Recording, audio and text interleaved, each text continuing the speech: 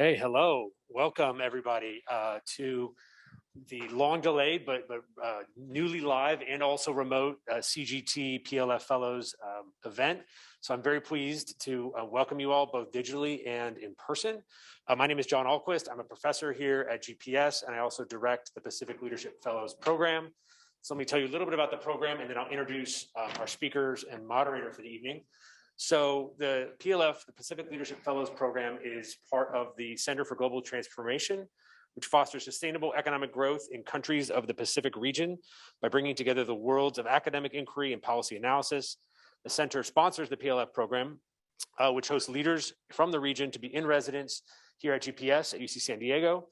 The center's second core area of activity is to provide funding for new research initiatives at GPS and beyond. And I'd like to highlight that none of this would be possible without the generous and continuing generosity of the center's founding supporters, Joan and Erwin Jacobs. In 2021, the Jacobs gave a $14 million endowed gift designed to spur scholarship on economic and technological change. In recognition of the gift and at the request of the Jacobs, the center has a newly embellished name. It is now the Peter F. Cowie Center on Global Transformation. So this evening, I'm very pleased to welcome Kate Wilson.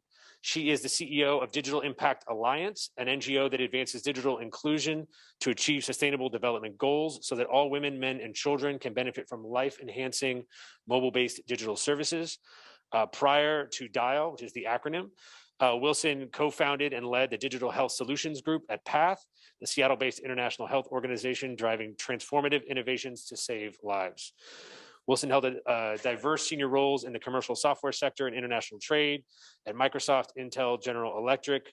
She held roles in information communications technology, product development, strategic planning, business development, including launching Xbox Live in Europe and leading deal negotiations with telecom providers in 25 markets around the world.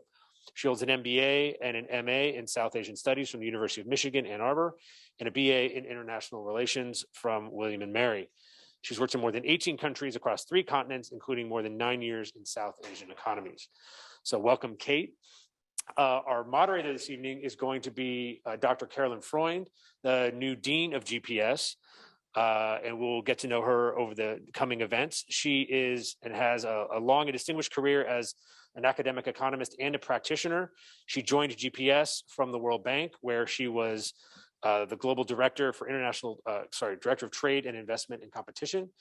And we'll be hearing from her after Kate's talk. And I'm going to hand this over now to Calvin Manahan, the Global Forum Fellows, and he's going to tell us about our co-sponsor. One last thing I'll say is during PLF Wilson's talk, if you have any questions, comments you'd like to hear addressed during a Q&A period, you'll notice there is a Q&A button at the bottom of your screen. So please click on that and insert your question there. We'll be monitoring that and we'll be reading questions from the feed in the Q&A portion of the event this evening.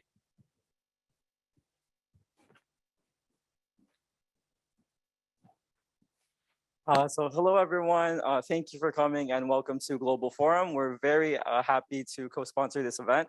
Global Forum is an ongoing educational program by UCSD International House, which aims at increasing the UCSD community's global awareness by inviting knowledgeable individuals to speak on globally pressing issues. At the end of our presentation, we'll be displaying a survey. We would really appreciate if you could fill that out. We highly appreciate your feedback so that we can continue to put on high quality events such as this. And so without further ado, we will now begin our presentation. Thank you.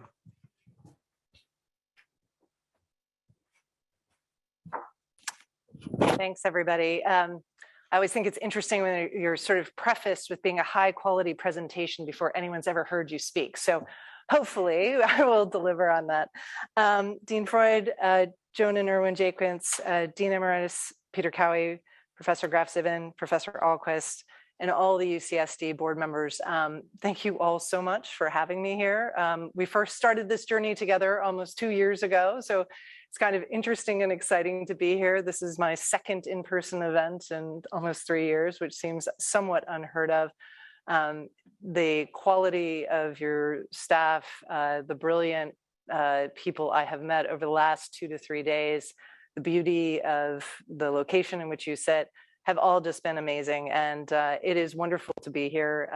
Maybe it's wonderful to be anywhere in person again, but it is particularly wonderful to be here with you all today. So I'm very excited to talk to you about something that's very near and dear to my heart and a lot of the work that we do. John provided a little bit of background on what I do, but I sort of want to take a step back and sort of start there because I think it's that spirit of bringing together different ways of thinking and different disciplines that actually really matters. So as he mentioned, I started sort of my career in sort of ASEAN, Southeast Asia, not so quite South Asia, but in ASEAN countries, and worked in international trade, moved to video games for almost 9 years. As Brooke, one of your board members knows, I then moved into global health and knew nothing about global health when she kindly taught me quite a bit about that. And then about 5 years ago, I walked in the door of the United Nations Foundation, where DIAL was headquartered, with a 30-page strategic plan, a group of committed investors, and sort of a basic idea that we were going to break the way that digital development had been shaped, because fundamentally these donors thought this was not really working, that the millions of investment that they had made in kind of putting into place health information systems, agricultural information systems, education information systems weren't happening, and they suspected that they might be part of the problem. They asked us to,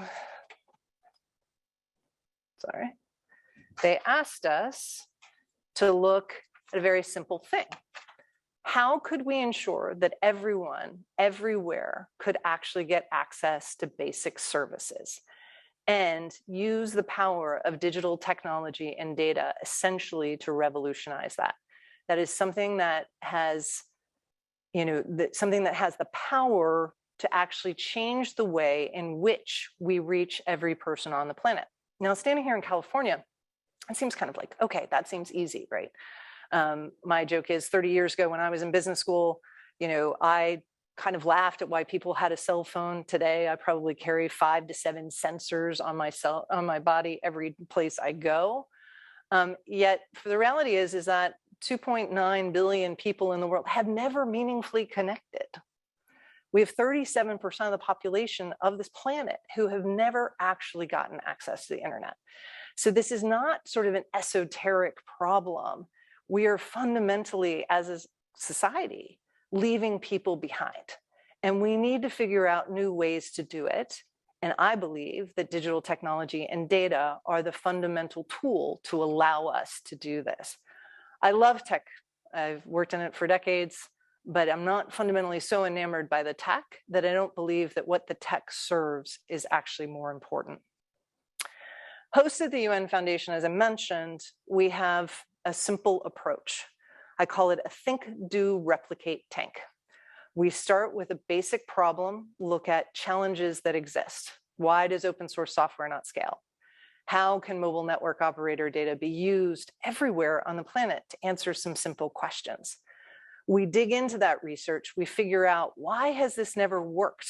So when we started in data, as an example, there were over 200 data pilots that had been tried.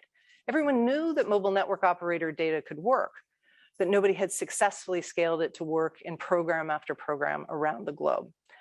We then take those basic research questions, dig into them, look at some of the challenges, and then we test it. We actually get our hands dirty. We work with program partners on the ground and build the partnerships to actually make sure it works. But our goal isn't to then become the long-term implementer.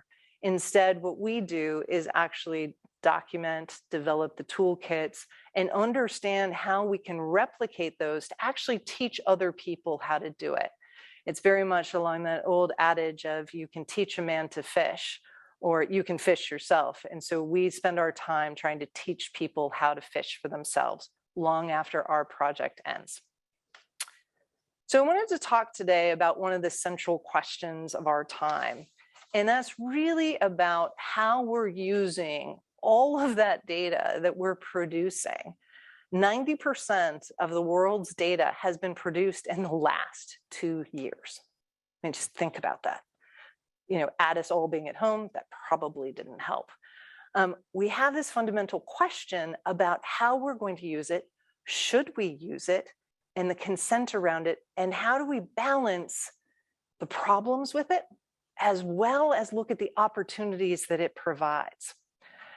And we're going to start with problems, right? So let's be honest, data sharing, it's super scary.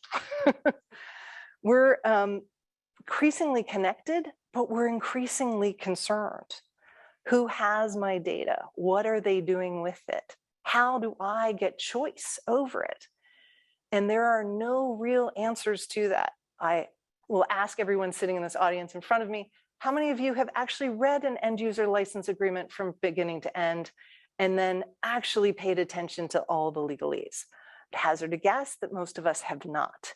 And that is one of the questions about how we're doing it. We're throwing a lot of legal jargon at it, but we haven't really figured out how we're going to manage consent. And increasingly, each day, we're getting thousands of messages about how this is going to harm us, from fears about state actors taking our data or controlling us, to concerns about how this is being used to punish the most vulnerable, to confusion over whether or not it's going to work and how this information is used.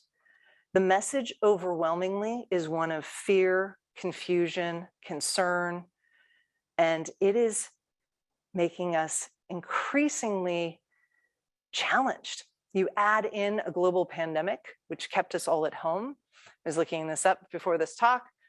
Before the global pandemic, 11 hours on an adult spent 11 hours on average actually working on a screen each day. During the height of lockdown, that had grown to 19 hours. Average time for teens went from 9 hours to roughly 17 to 18. We are increasingly on all of these devices, and we are seeing the societal impacts. Our children are isolated. Adults have Zoom fatigue. Many of you who are watching this today probably feel this way. And many are increasingly left behind, particularly as we hear stories of in a developed economy like the US, where a parent is driving to a local McDonald's or having their kids go to a library simply so they could get connected, so they could actually go to school. But in the places where I work and spend most of my time, or at least did before the pandemic struck, that choice isn't possible. Quite frankly, this ability to get connected and access to information systems and national digital systems is no longer a luxury or something that could possibly happen. It is our lifeline to actually ensure that every single one of us actually can be served. And this concern over this is increasingly making us anxious. Our personal data is being mined, our services are under attack, and false news is spreading. And many see that this power is actually concentrated in the hands of a few, particularly when you read about companies who are controlling your data or using their data or mining it for their benefit. And we are seeing this sort of challenge in our society about how we're going to deal with this. In short, the message to all of us is that devices are kind of ruining our lives. We're seeing an impact that is increasingly affecting us, and we're not actually very happy with it. And we are increasingly becoming afraid. So despite talking about the power of digital technology and data and sort of, I would say, the frothy days of the internet, sort of when I started working at Microsoft, increasingly we're seeing the narrative shift to how devices and technology are affecting us and ruining us. But I want to posit something that's a little bit different. What if these devices actually are helping society? And what if we had more choice over the ability to do that? And how do we, as leaders in these fields, actually strike that balance? There was a quote that I particularly love that a colleague said to me on a panel I was at a few years ago, and they indicated, they're like, we're running the danger of doing with digitalization what we did with globalization, where we talk about all the benefits without really meaningfully talking about the harms. In the last few years, that narrative has sort of shifted. The paradigm has really moved to all the harm. What I'm proposing is that we look at what are strategies to actually find a balance. My kids are big Star Wars fans, so maybe it's balance in the Force. And so one of the first characteristics of any new age of technology is actually the fact that those who are living through it, actually really don't know what's going to happen. Now, this was actually from a gentleman, Mitchell Stevens, who wrote a book in 1978 about how TV was going to destroy books, and there were never going to be any more books that would actually ever take place. So the fact is that we are all in the midst of shaping this. And we, as society, and I use that very much in terms of global society, every single country on the planet needs to figure out better how we're going to manage digital transformation and that type of data use, and use it to harness it for our benefit and not for our harm. Because the reality is that for that 2.9 billion people who are on the planet, this is their lifeline. It will enable them to create new businesses, gain access to schools, find better healthcare. And we do actually see these benefits increasingly being emphasized.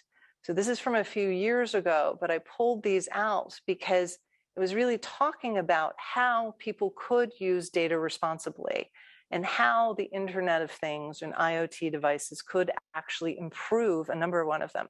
So we've seen very quickly in just the last few years, this shift in narrative of what I was showing you in the beginning with where things were even just 3 short years ago. And the benefits are still some of the elements that we need to bring out and focus upon. And luckily, because we are a global society and we can learn from one another, there are significant examples that can kind of show us different models for this. Now, I want to emphasize as I talk about some countries' examples that we've seen and worked with over the last few years, that there is no silver bullet. Quite honestly, none of us actually know what's really going to work in terms of a full digital transformation and protected use of data. Because we're in the middle of this revolution together, we have no 30, 40, 60, 90-year roadmaps that tell us this is exactly the way one should do it.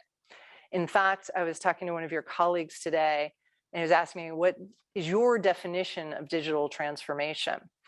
When we started looking at this earlier this year, there were 27 current definitions of digital transformation that are reliably used across the UN system alone.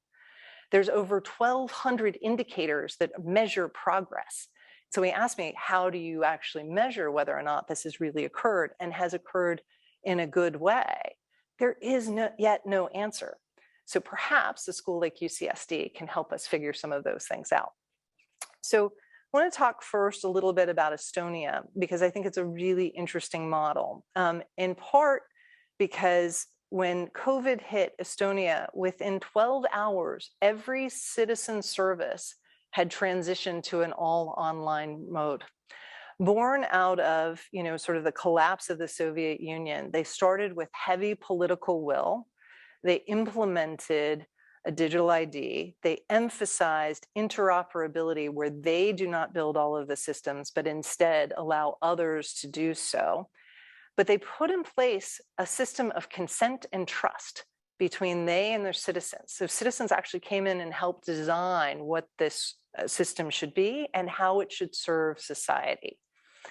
And what you're seeing is kind of this evolution where they have then expanded that to then allow external innovation to then come in and build on top of it, because they are supporting it with engineering talent, with new ideas, and sort of a pure creative society. So this e-Estonia model is actually being stood up and considered around the world. But Estonia is a pretty small place. It has a highly elite education, and many people don't consider it exactly the model that everyone in the world, particularly in the developing world, should consider. But it does offer us some really interesting lessons. I want to turn next, the world's largest democracy, in terms of India, because they actually do offer some different challenges. A few years behind Estonia, about 20 years behind, they had sort of serendipitously One of the leaders of one of the largest companies in the world, Nandan Nilekani, chairman and CEO of Infosys, was basically asked by the government to come in and help them consider what he should do. Now, he was offered many cabinet positions, et cetera. And he said, I really believe that we should actually build this on a foundational digital ID. And the Aadhaar system was born. It so happened that exactly the same time, a colleague in the Ministry of Finance was actually building a payment system. That payment system, now called UPI, now runs more transactions per day than had occurred in decades before that. And you have seen a system where 80% of Indians, I apologize, have all had access to bank accounts. And you saw almost 44 billion in payments go out to women and smallholder farmers at the height of the COVID epidemic. Now they recognize, and Nandan Nilekani will easily say this to almost anybody who will listen, that they didn't get this 100% right, that they really struggled with a couple of core things. So they put in place these foundational systems, but they missed that element of trust. So they were struck in basically 2016 and 2018, both with hacks, as well as a number of Supreme Court challenges about how use of data was going to actually be managed. They then built into place, recognizing that this was a fundamental challenge. They then put into place a Data Protection and Regulation Act, and that data law is about to be enacted, but they put in place a data layer with their interoperability that then allowed citizens to actually have more consent and trust again over their data. So again, an imperfect example, but it shows you how when a country takes an approach to both harnessing national digital transformation and data protection, that you can actually see a huge set of benefits to society. Today, a number of new services can be built by anyone in the country, simply plugging into the India Stack backend that exists within the country. So what this all opens up is a number of new possibilities for businesses, new possibilities for citizens, and new possibilities for technology companies. But it's really built on the possibility for new models, particularly partnership models. Is I want to emphasize that in every single one of these digital transformation and data stories, there are solid partnership models behind it. And I want to talk about one that Dial itself is doing with partners on the ground in Malawi. But before I do that, I want to tie it back to some of the pieces that are taking place that really tie into this question of control and consent over data. Quite frankly, when you read geopolitical news almost every day coming out of DC, you will see a huge debate about what happens between the US and China. A lot of this is built on what's the use of data and how data is going to be used. In North America, we currently have a model where companies control the data. In China, the state and a number of authoritarian regimes, the state controls the data. And in Europe, with the passage of GDPR, ostensibly the citizens control the data, but in reality, you see such high regulation over it that in effect, the state still is managing it. And the degree of checks and the bureaucracy that's actually put in place mean that practically, as Peter was telling me last night, you've actually seen an increase in the number of things that are actually done through Google simply because they have figured out how to do GDPR. So a lot of the countries we work with in Africa and Asia are trying to figure this out. What actually is the model that will work for them? And they're kind of saying, we're not really sure any of these work terribly well for us. So for many countries in the Middle East, Africa, and Asia, they're sort of like, what does that next model look like? And they're fundamentally trying to figure out the answer to the question, is data worth sharing? And what are the consequences of sharing that data? I want to turn to an area where we think you can actually share quite a bit of data safely, and that data can make a difference. And it's by taking a very practical and pragmatic approach that considers needs for the government, for the tech provider, for a healthcare provider, and for the citizen. What are the trade-offs people are willing to make? And what are the partnership models that they're willing to put in place in order to see this possibly, be valuable to share and give consent over the use of your data. So I want to talk about work that we're doing in Malawi that we've been doing for about the last 5 years in partnership with many. For those of you who don't know, Malawi is a landlocked country in sub-Saharan Africa, population of roughly 19.5 million people. It's experiencing massive urbanization and density. It is a country that has a significant amount of its population that is actually lacks access to healthcare and basic education, and 58% of their health care is actually provided by donors and not covered by the government. So they're struggling to meet the SDGs. They're struggling to consider how they themselves are going to actually move into delivery of healthcare, and they're increasingly being pressured to make more efficient choices about the delivery of that healthcare. So I want to tell you about this project, or have a video to tell you a bit about this project and how it works, particularly at the start, and then I'm going to come back and talk to you about some of the results.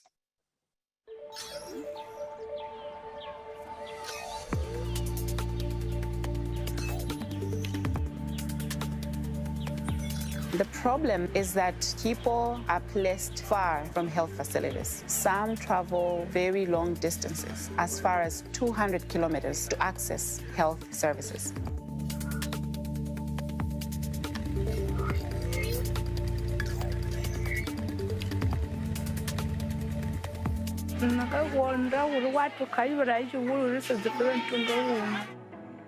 Population yathu yamene anthu amene timaona kunoko ndi 450,000 aberekesa anthu 15 kapena 20 pa tsiku. The government of Malawi believes in partnerships. It believes in collaborations with the private sector.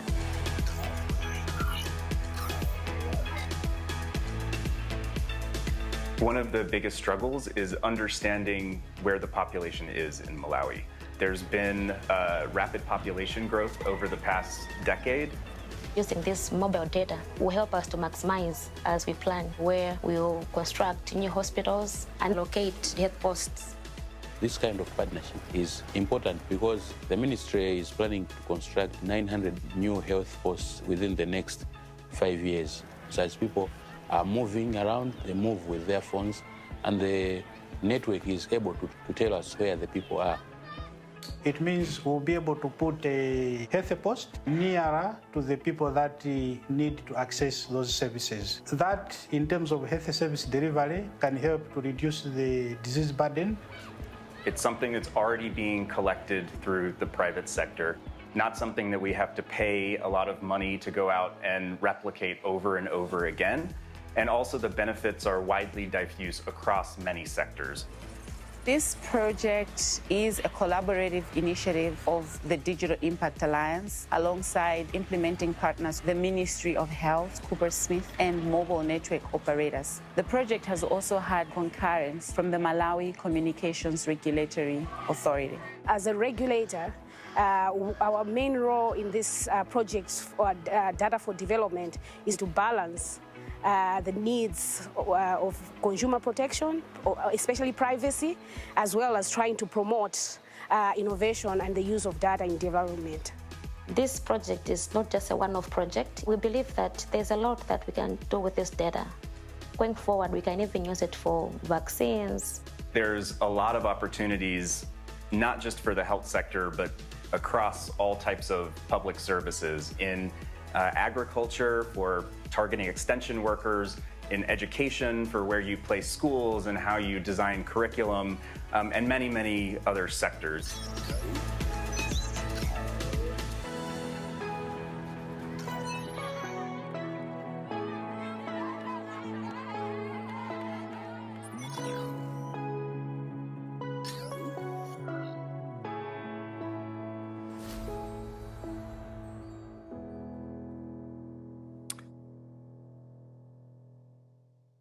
Since we shot that video in 2019, a few things in the world have changed, right?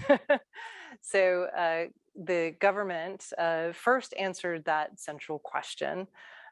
So when we were planning this effort, you had roughly 44.7% of people lived more than 5 kilometers. They needed to plan new health facilities, as I mentioned, and they would have had almost 10 million of the population of 19 million not covered if they hadn't actually used this data to make some of those decisions. This was exacerbated by the fact that so many of these people were actually migrating between it.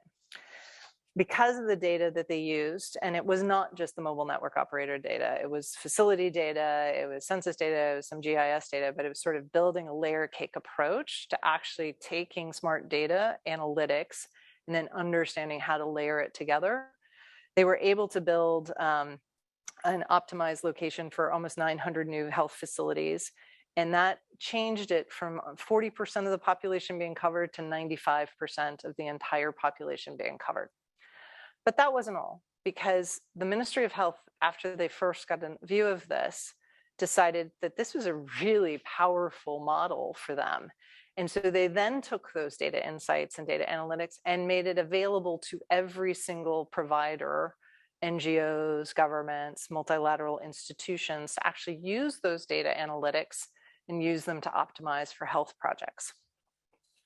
So that allowed them also, when COVID hit, to begin to predict where new migration was going to take place, where they needed to deliver new supplies, where they were going to see outbreaks. And so they used exactly the same data analytics, exactly the same purpose, simply to answer a different set of questions. So it was taking a simple set of questions and then looking at exactly what data analytics you needed to provide. Now, the mobile network operator has often been seen as sort of the barrier or the block to this. Now, John was talking about, when he was giving my bio, sort of my work with broadband providers around the world in the context of working with Microsoft. Quite frankly, most broadband providers or network operators have exactly the same challenge. They're looking at how they grow new users, how they grow new revenue streams, and how they make sure that their core business is protected and that they are not going to leak citizen data. They're under immense regulatory scrutinization, and they're constantly considering how they're going to protect people. But that actually works to your advantage in something like this when you're doing this, because you saw the regulatory authority saying, yes, we care. The regulatory authority was willing to listen and think about use of this data because the Ministry of Health had actually asked for it, and then eventually the government. And then working with the mobile network operator, we figured out a way to figure out which data elements actually need to be provided, pulling those out as data analytics, but keeping them always within the context and behind the mobile network operator firewall so that there was no raw data actually coming out. So in that way, you can actually protect a lot of the citizens. And because you're looking at it both from a health perspective and you're using health data, but also because you're looking at it in terms of this regulatory scrutiny, you actually have higher scrutiny over the technology that's being used than you would in many, many projects. The other thing is the mobile network operator, in many countries in the world, has not yet moved to the place where they're using and thinking about how they might be able to monetize some of their data. So they also were able to see this is a new business opportunity. So instead of charging the ministry for that data, they were then willing to provide it for free. So it was a win for them in terms of less regulatory pressure, better protection, and they also found systems integrators and partners who could help them do this on a regular basis, and it helped their brand and their relationship with the government. Talk about for the government, they saw a new data source that they could actually use to actually help predict not just how this worked in health. They are in the process of migrating this data from the Ministry of Health to the National Statistics Office, because then all the other ministries started thinking, wow, this is a really interesting model. We would like to see how this might work and how we might use it, because the same data could predict where we should put schools or figure out where you should put an agricultural cooperative. So for them, they saw it as a way to kind of provide and get the same information and use it across multiple other sectors to fix a whole set of questions that they had no data to answer, except for running a census every 5 or 10 years. And for the citizen, they know that they're getting better access to services and that their data is actually protected.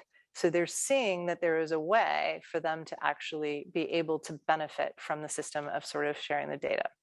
Now, I have no illusions that we are going to suddenly fix the scary headlines that exist in our world. But I think I want to leave you all just with sort of this idea of what are some of the key elements that are really needed. And we often talk in our world about the technology. There's a lot of technological pieces to this, which I'd be happy to talk to you about if anybody's really interested. But I want to say, I think it's some of the human elements that are actually much, much more critical. What extent are you training people, and how are you helping bring people along this journey of understanding this new age in which we live and how we actually make this benefit everyone? It is really building trust between partners who really don't know each other, speak the same language, or understand in the slightest what are the motivations and drivers, and really helping build those bridges between those different groups of people. And sadly, this takes some time. It takes time to build that kind of relationship. It takes time, hopefully, ideally in person, to actually build that, but it's to build that understanding. But as you consider this and as you read those headlines every day, I ask that you each kind of consider, is your data worth sharing, and under what situations and what options? Thank you.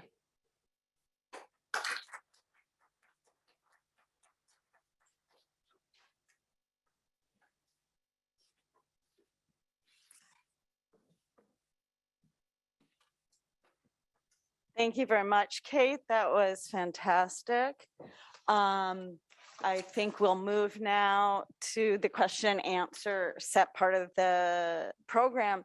So maybe I'll just go ahead and start and then open up. And also remember, if you're online, please feel free to use the Q&A for any questions. So one of the things in my experience at the World Bank was the difference between access and actually getting people to use digital platforms, especially for production, and our realization that access isn't enough. So you can bring broadband to places, but just because it's there doesn't mean people will know how to use it. So I think that's what you were getting to a little bit at the end.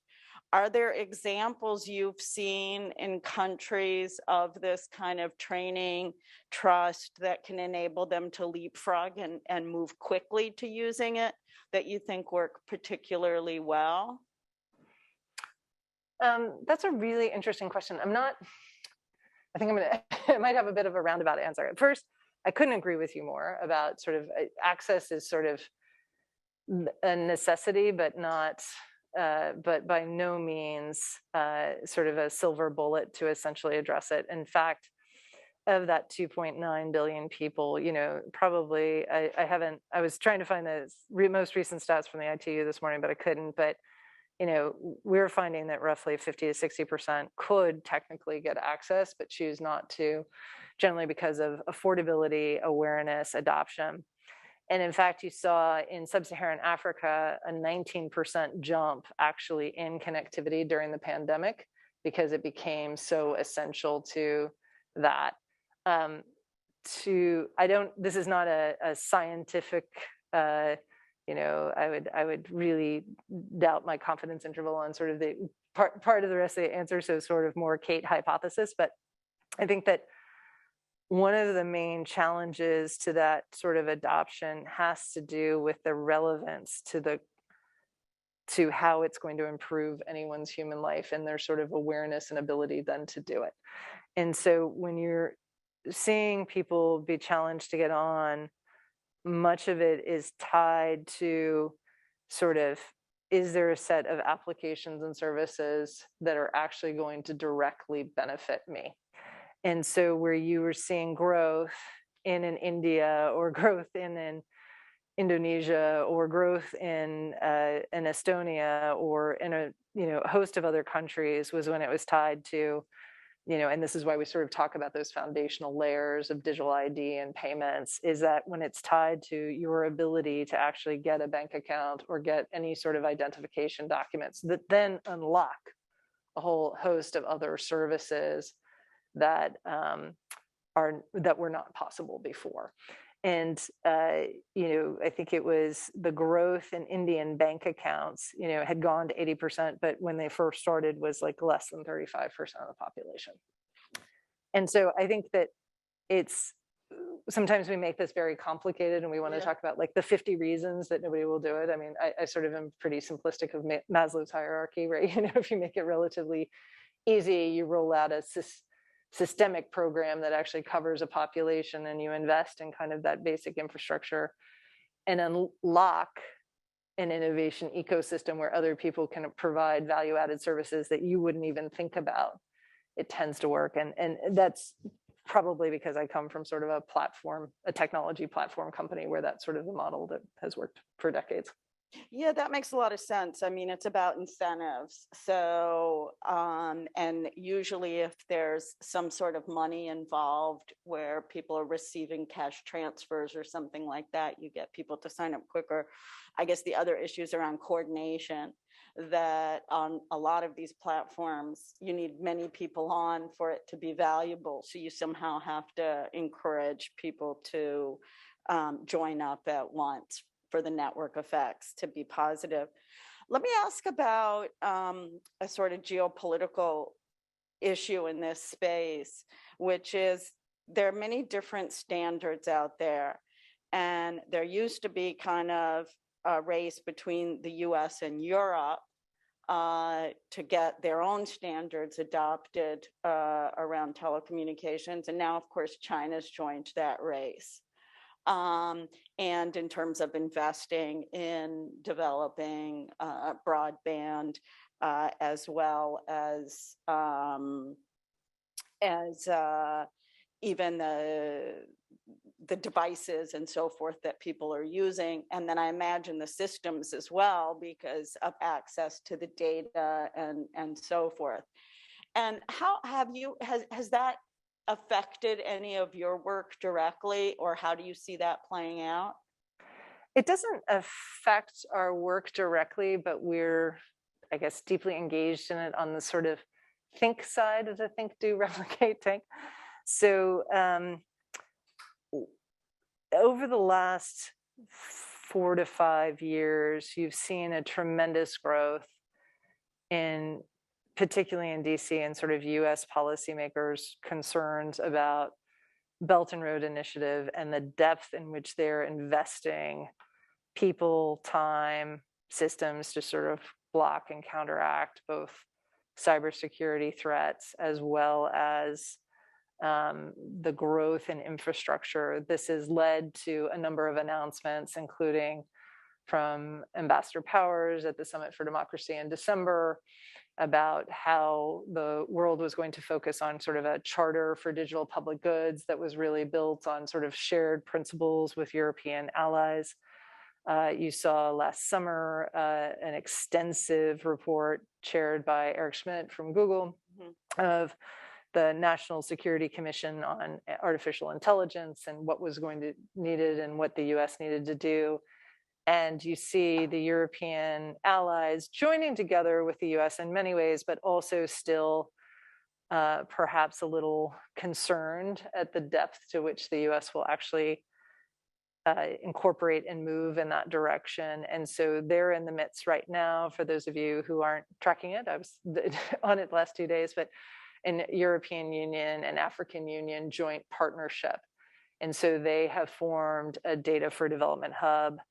They have announced almost 160 billion in investment, starting with connectivity, but that will also move into digital and data. And they are striking a massive set of partnerships on the Horn of Africa, in the Horn of Africa, to essentially try and invest in this to sort of counter the effects.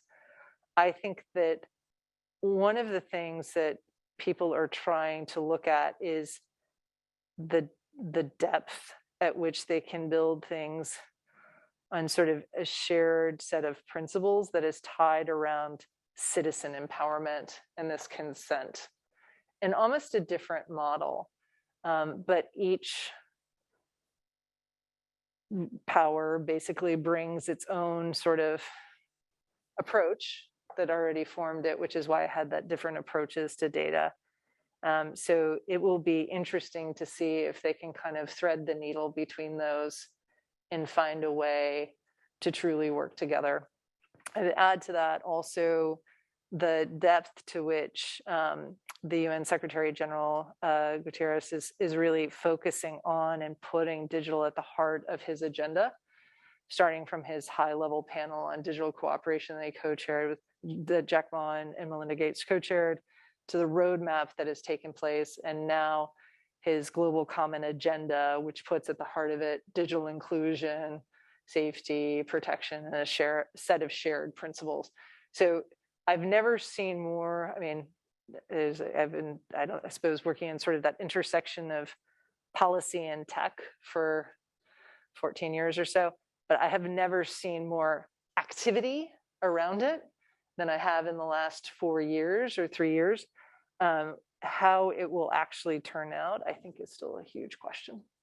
Yeah, I mean, I think in the last 4 years and then in the last 2 years with COVID, it's, the acceleration has been much, much greater.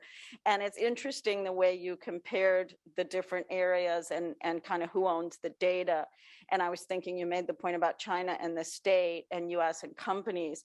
And I guess the one area where it had been, and I guess still is, companies in China is around payments. You know, if you went to a restaurant, it was Alipay or WeChat or whatever. And now they're actually introducing the central bank digital currency, which there was a conference by our 21st Century China Center yesterday. And so even that appears to be moving to the state. And there's lots of issues of competition there, because whoever owns the data can see much more where to compete, where there's demand for certain goods, et cetera. So it's very, very valuable to those companies. But now, of course, it creates whole nother issues when the state has it. We have are there any questions in the room before I'm gonna start turning to the questions online? Go ahead. I'd rather you go to those and then I'll save it if we have. Let me review this one so I can paraphrase it. So go to yours first. So Kate, thank you for a great talk. I'm going to apologize in advance to perhaps over analogizing here. But there's something in what you said that strikes me as very parallel to the way in which we think about access to medicine in developing countries. And so I find myself wondering whether we have the equivalent of an orphan drug problem for digital technologies.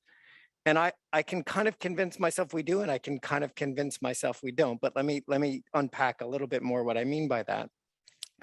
So at least as I see a lot of what you've described today is that the Alliance is really investing in infrastructure and systems that would allow the private sector to then create products and services that sort of live and breathe and interact with that system.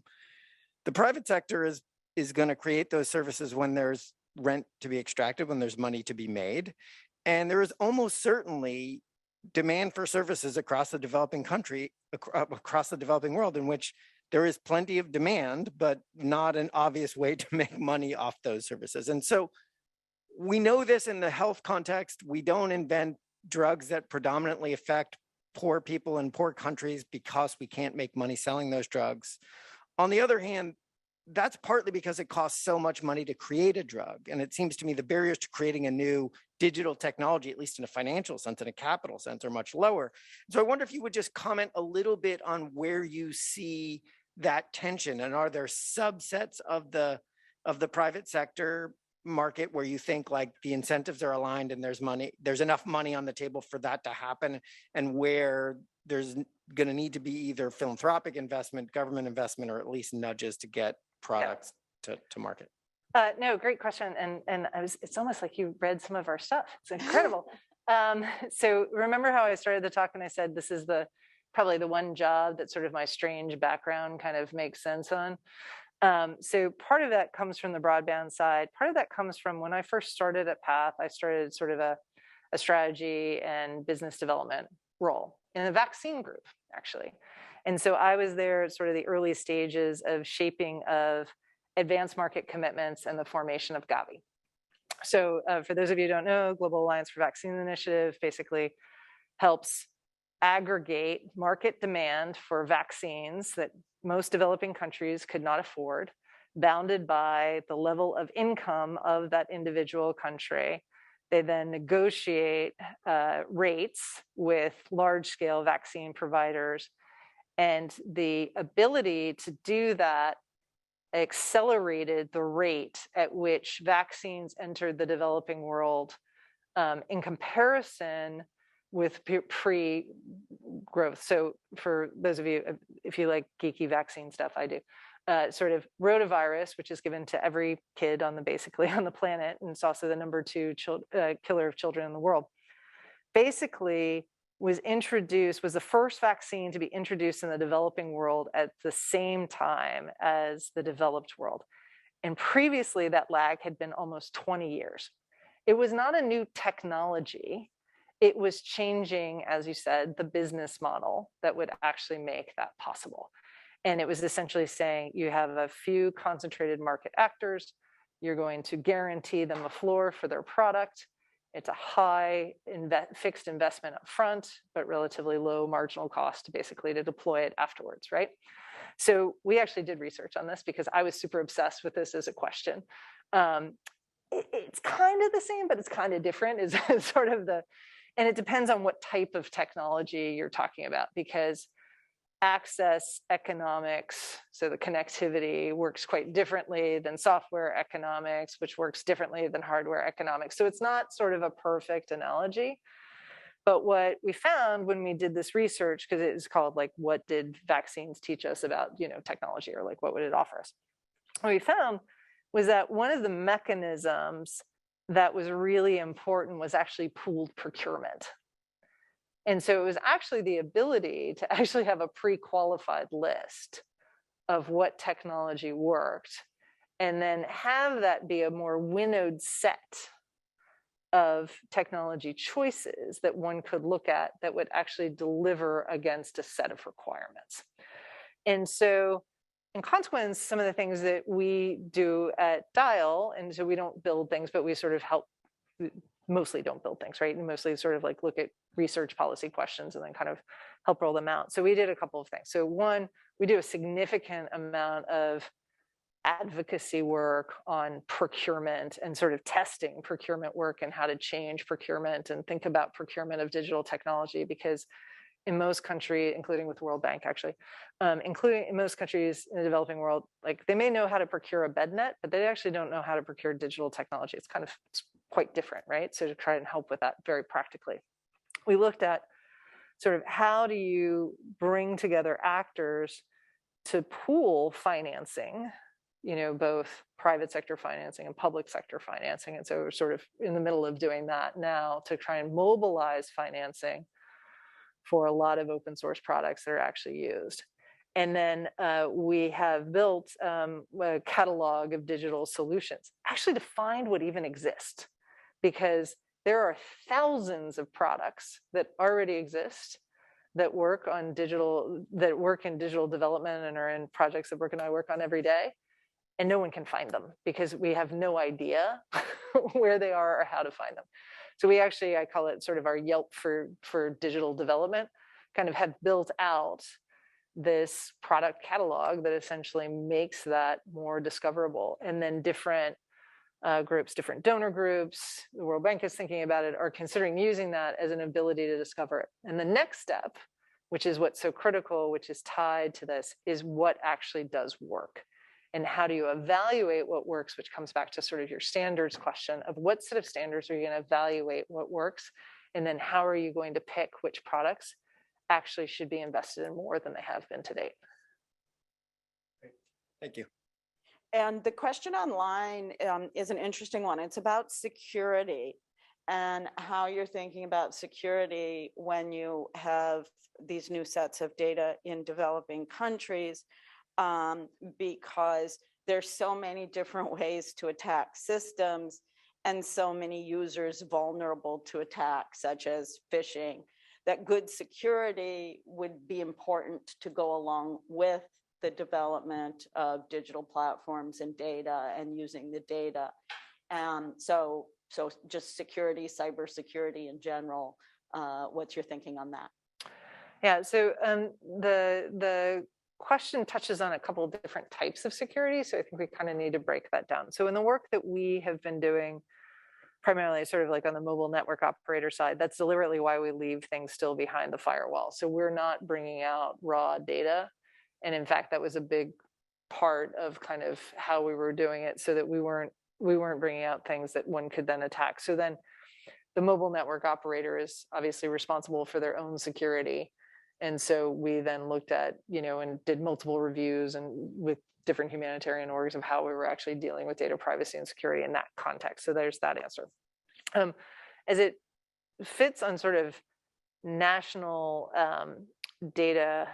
national digital transformation systems that are put in place. So again, we don't build those systems, but instead work with the government to kind of identify the user requirements, think about different options, help develop sort of their enterprise architecture for how to do it, and then look at different systems. Then that would become kind of the question that then fits.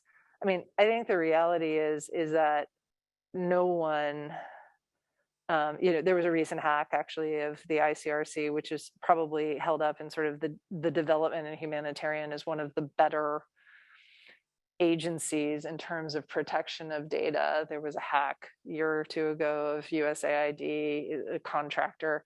I mean, I think that no one is thinking sufficiently about cybersecurity. I would say that sort of generally in the world, but then also particularly in terms of humanitarian and development, or we're not thinking about it enough. And so that's in part why in the presentation I kind of started, there is a lot of stuff that's scary, and it's real, and it's big. And I'm not trying to diminish that. I'm trying to figure out how we as a set of organizations can bring these two things together and not pivot one way or the other or go to the extremes. May not sufficiently answer the person's question, but that's the way I don't think nobody can answer that question sufficiently, because we're all worried about it. Yeah. Other questions in the room? I have a quick follow-on that one. So, just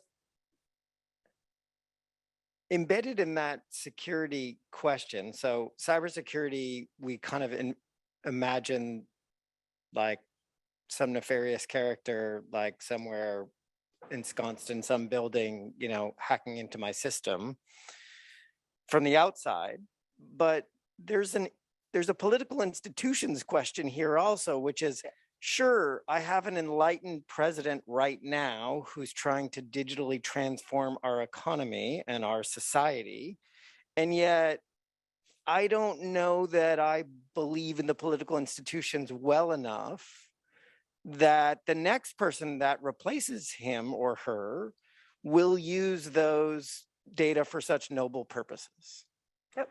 Now, a lack of trust in political institutions and elections, this is purely hypothetical. I don't have any personal experience with that at all in this country, but just to say, so how, I mean, you're creating these partnerships, so how much are you thinking about the robustness of institutions such that when you make these investments under a benign or benevolent government now, how much are you thinking about what's likely to come next? Yeah, so again, remember in the context of, say, Malawi as an example, right? We're working under the context of the data still staying behind the MNO. If the government falls, I can't really protect that any more than, it happens in China every day. I was sort of thinking about your example of, Alipay, and I was like, I'm not really so convinced that the government didn't have control before that, but, but we'll leave it at that. So, I do think about it. I don't have a direct answer to it. I think it's your choice then is, are you going to use technology or not? I don't think there's any other choice beyond that sort of basic piece. If you're talking about the system as it's constructed. When we looked at sort of Malawi, that was part of the reason we're like, we'd rather leave it actually within the data analytics, and then you have multiple components of it.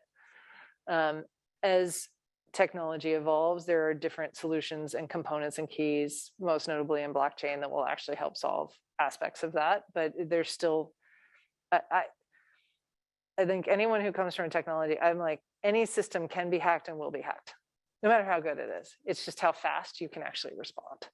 And so I think more about how you actually can change and sort of mitigate some of the harms around it.